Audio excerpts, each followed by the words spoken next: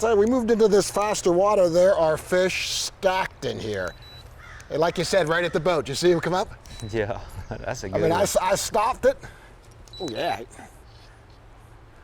And he just rolled on it. It's like a big piece of aluminum foil floating in the water all of a sudden. Look how many in there chasing him. Tell him what, you get it in this current.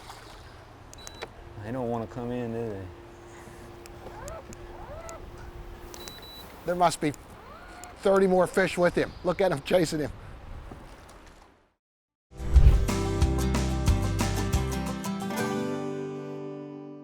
Grady White Boats' reputation for designing ruggedly elegant fishing boats is legendary.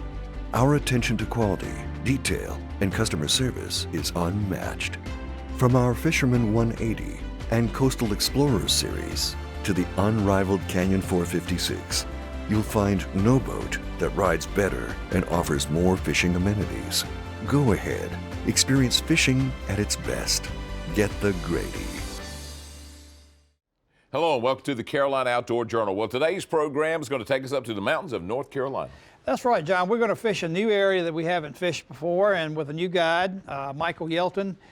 He's based at Lake Lure, and we're going to actually be fishing one of the tributaries that feeds the lake, the Rocky Broad River. Right at the mouth where it comes into the lake was where we're fishing today, fishing for white bass. And this is actually the first white bass show we've ever filmed. And so we went up in the spring, and Michael showed us how to do it using fly rods and kind of playing with the weather. The morning we did the show, the afternoon before, they had some thunderstorms up in the higher elevations, and so we was really on that fine line whether we were going to have clear enough water, and the water temperature too played into it, as you'll see. But we caught fish. Anytime you mention fly rod, that always makes your time special.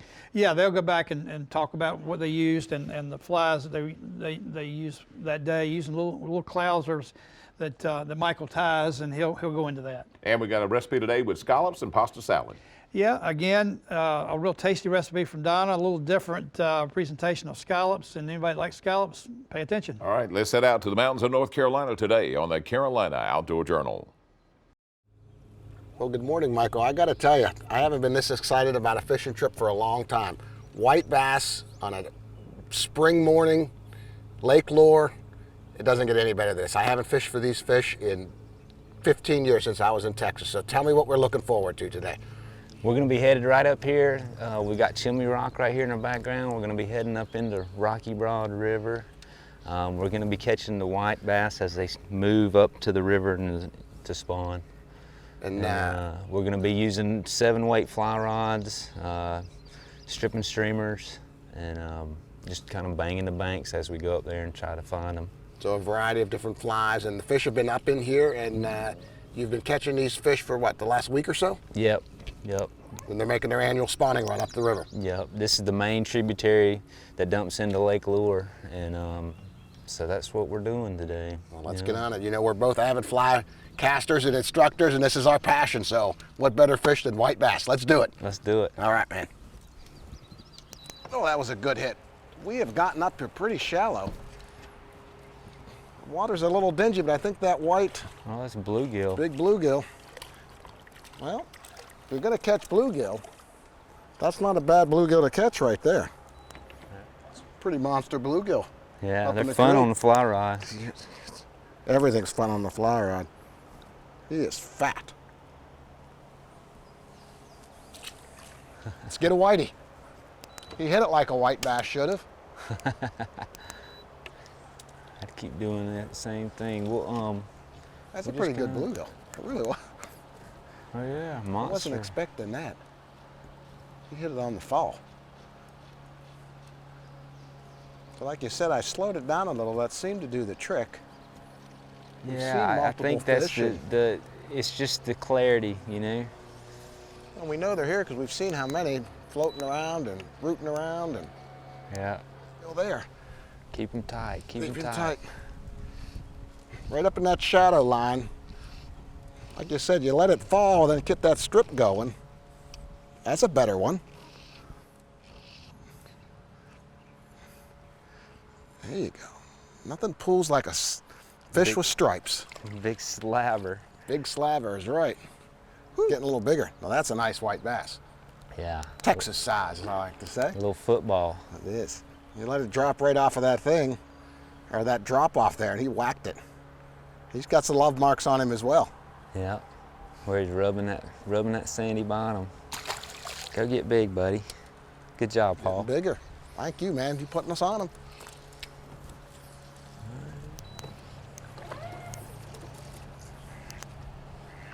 I'll tell you, we moved into this faster water. There are fish stacked in here. And like you said, right at the boat. You see him come up? Yeah, that's a good I mean, one. I stopped it. Oh, yeah. And he just rolled on it. It's like a big piece of aluminum foil floating in the water all of a sudden. Look how many in there chasing him. Tell him what, you get it in this current. They don't want to come in, do they? There must be 30 more fish with him. Look at him chasing him. I don't want to lose him in that current. Yeah, you lip him.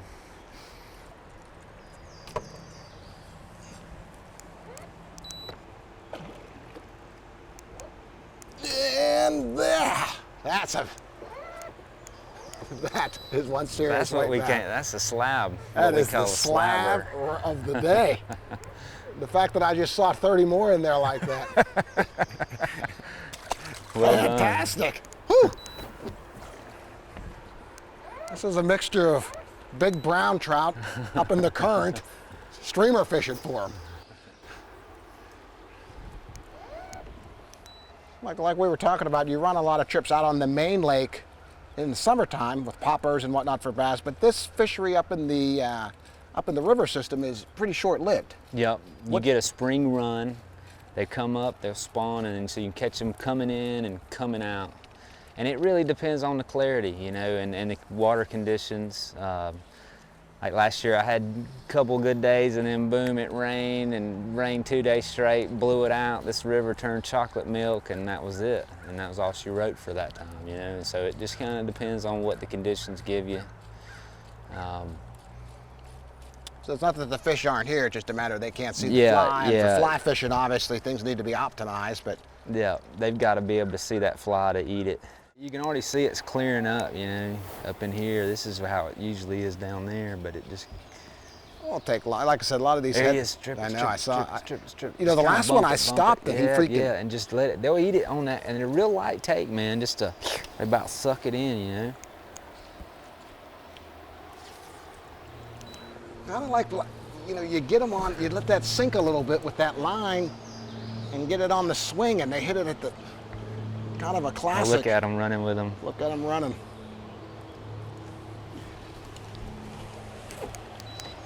They do pull, especially you give them a little bit of current. Yeah, another slab. Whew. That's not going to get old.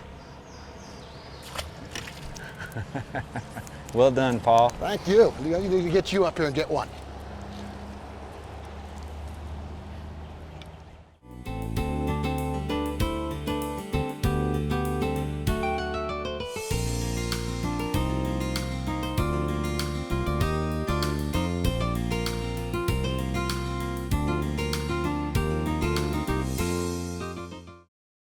These fish were originally stocked in Lake Lure. I don't know the exact date, but it's been years. Obviously now, based on what we're seeing in these fish spawning, they're able to sustain their populations. Yep. And this is the main tributary. There's some other smaller tributaries where they run up as well, like little creeks that they'll come up. You'll see them up in there. So that keeps it kind of, you know, it safeguards the species as well.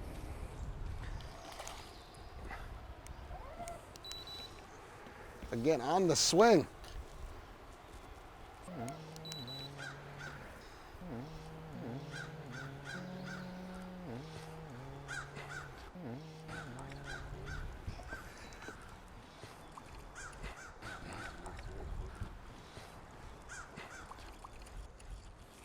Wow, right again, on the swing.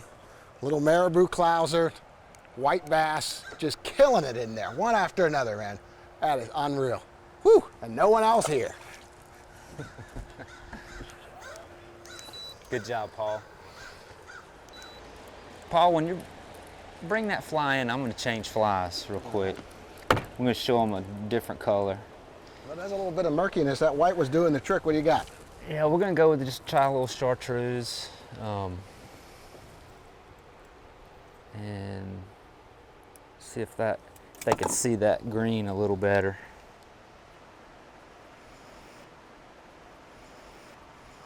I don't want to see a pigtail at the end of this, so tie a good knot. You can blame the guy if it comes Absolutely. off, you know. I'm never on this end of things, so I'm absolutely blaming you. We don't tie bad knots, do we? Never. Never. It's always the client's fault.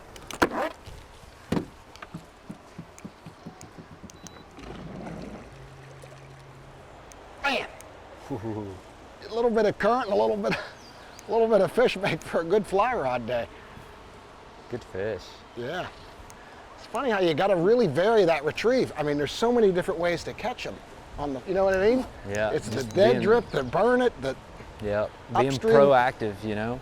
Yeah, you got to definitely explore with your retrieves and your casting styles. Paul, let me take a picture of that one. Oh yeah.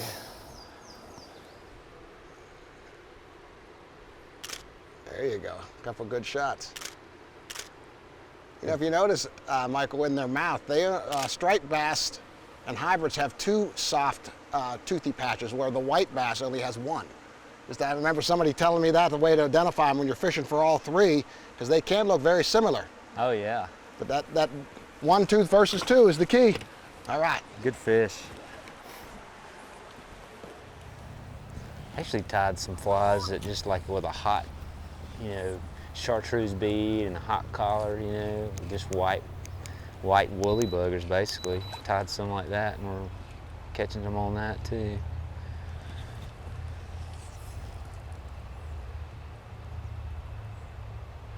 As we ease down, just target, you know, kind of quarter that bank. And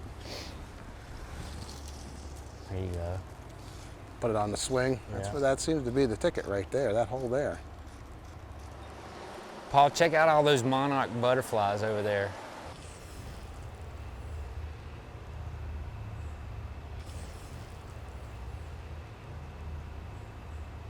They look like they're at the local watering hole over there. I mean, there's thousands of them over there. That's pretty cool. It's amazing they go that far. I know. Without GPS. Yeah. Oh, there we go. Now this fish here, He's a little spunky. big old spunky, big old female, bunch of males were chasing him. Oh, good fish, Paul. Good white bass. He's a little heavier fish. Easily mouth them, it makes it family-friendly fish. Get him. Right in that current, huh? Yeah, that's the first one we've caught up in that current. I was so distracted by the butterflies. Well, that was a little different there, coming across right out of that trough like you mentioned. And he just came out of nowhere across that little flat. That's a good and one. whacked it. Good fish. It is a good one. Boy, they pull good, don't they, Paul? They do. And they hit good. I mean, there's no mistaking the hit of a white bass. Nose down, got all his buddies with him.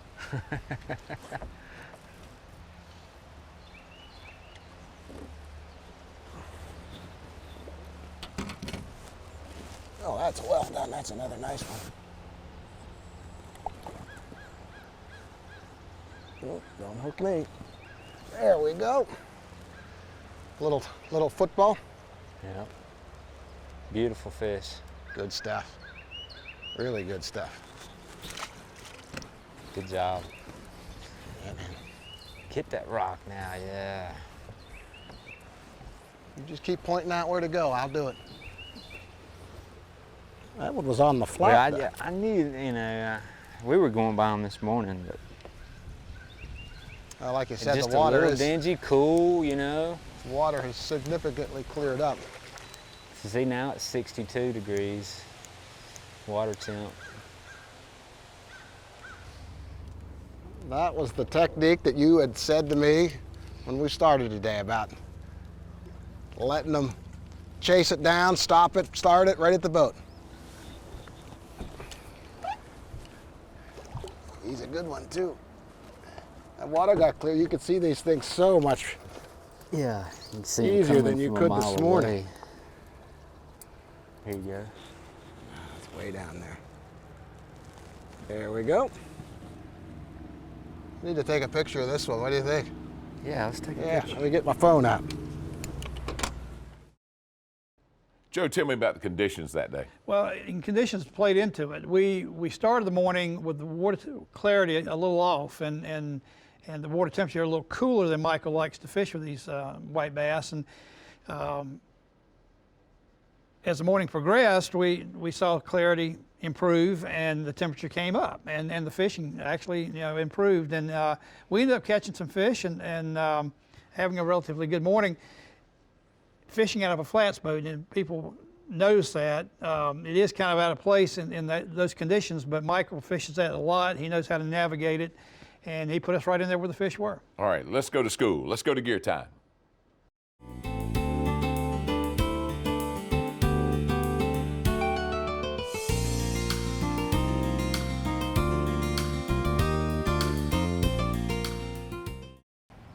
Well, Michael, this day on Lake Loris turned out to be fantastic. We started out a little bit slow, but we had some muddier water and we had water temperatures of 60 degrees. As the day went on, we found some clearer water up the Rocky Broad. You could see these fish. Water temperature was pushing 63 degrees. Those 1 or 2 degrees difference made a huge factor for us today, and we really were able to put a lot of fish in the boat on the fly, which is, anytime we can do that, that's a fabulous day. So what flies do you recommend for the white bass? I mean, you got to be a little flexible, obviously, out here. Yeah. So when we did come across that dingier water, I went with the white marabou clouser just because it's more visible. I like to make mine about, you're looking about 1.5 inches long, small dumbbell eyes. We've got the something else, Henry Cowan's pattern, great pattern. Yeah, we use this more in the clearer water. Yeah, that's gray-white with a little pink tuft behind it. And then the chartreuse, dingy water again, deep holes, the chartreuse always seems to work. And as far as our rod goes, we really didn't need anything crazy. We had a standard 7-weight fly rod, and we were using an intermediate line, even though we talked about sinking lines, but something that gets under the surface of it. Intermediate was just enough. Yeah, and with that intermediate, you can always do a 5-second countdown, or you can always vary that. So if you find a deeper spot, and you need to get down, just do a longer countdown. And that's what I always seem to do. But yes, and my leader here, I've got about a 8.5, 9-foot leader. I'm going 20-pound chameleon, maximum chameleon, and I go 15-pound fluorocarbon down to 12-pound. And that's plenty enough. Right. If you get refusals, you can always taper it down to 10 or whatever. Right, so with this setup with the intermediate line, and I mean, you have some flexibility options like we just talked about, because we don't know, the water may get a little bit cleaner, a little bit dirtier, so this is an ideal setup for the river. So It's been fantastic, man. Let's get out there and get a few more as the sun comes out. Good deal. All Sounds right. good. Michael, thank you for that valuable information and a great day of fishing. His number's there on the screen if you'd like to give him a call and spend the day with Michael in the mountains of North Carolina. Now, Donna's got a recipe today. It's got scallops and pasta salad. Let's catch up with her in the kitchen.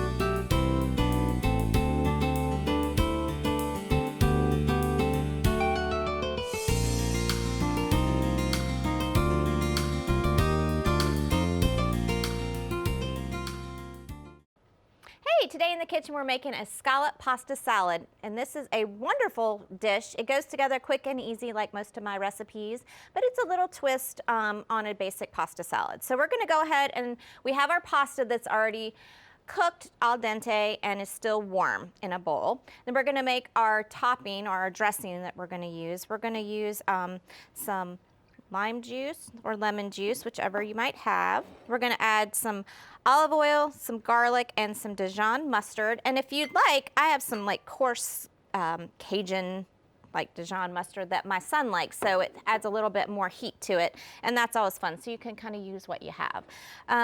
We're gonna use some mayonnaise and some grated Parmesan cheese. And this just all stirs together. You can add a little salt or pepper if you'd like to it. We're gonna add a little pepper to this. And we're just gonna give that a good stir, and then set that aside and you're ready to go. And it'll look like this when you're finished. So we have one that's already done. So then I'm going to top my pasta with it, or dress my pasta. I'm just gonna give it a toss. And your pasta is gonna still be warm, so it's gonna help wilt we're gonna use some kale in this. So it'll help wilt that kale just a little bit, make it a little bit more palatable sometimes. So we've got our pasta salad already mixed. Then I did a kale mix. So I did some kale, I did some baby spinach and some other greens, and you can just buy this in a container so you don't have to spend a lot of time chopping your kale and that kind of thing. And some people don't like kale. It's a little bit too harsh for them, I think, or a little bitter. So this gives you a nice mixture. And then we're just gonna take our pasta and toss this with our greens, and then set that aside and let the greens kind of wilt a little bit. We're gonna toss in a few radishes to this, add a little color. You can slice them, or you can, I just kind of quartered mine. So while that's just kind of cooking just a little bit, or wilting, we're gonna sear our scallops. So we have some scallops in a cast iron skillet. We're just gonna sear those about 3 minutes on each side till they're nice golden brown. We're gonna top those onto our salad, and then you're ready to serve this. So you're gonna get this nice flavor, this greens with a little bit of bitterness to them, which is really great, the sweetness of the scallops, and then the yum of the pasta. So it's gonna be a great dish. You can serve this warm, or you can serve it chilled, depending on, it's a great leftovers. So you can serve it chilled the next day, which is great too. So I hope you enjoyed this scallop pasta salad, and I look forward to seeing you next time here on Simple Cooking. As always, another great recipe from Donna. Let's go back to the mountains of North Carolina, Joe. Yep, it was a really good day on the water. Considering we really didn't know when we woke up that morning if the river was going to be clear enough to fish. One of the problems when you have thunderstorms in the afternoon before and higher elevations on the river like that, the conditions can change, and lucky for us they didn't. The water temperature came up and the fish were active, but had a lot of fun in a really, really pretty area of the mountains. If you've never been in that Lake Lure area, the Rocky Broad River, go up and give it a shot. Michael's been fishing up there for a number of years, and quite good at it. And the white bass, like I said, we had never caught white bass on the show before, so it was really new for us, and a lot of fun. Just another good day in North Carolina. You got it. For Joe Albee, I'm John Moore. Thanks for joining us today on the Carolina Outdoor Journal.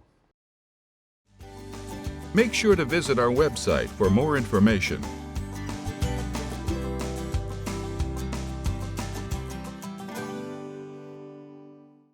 Grady White boats are known for uncompromising quality through exceptional attention to detail.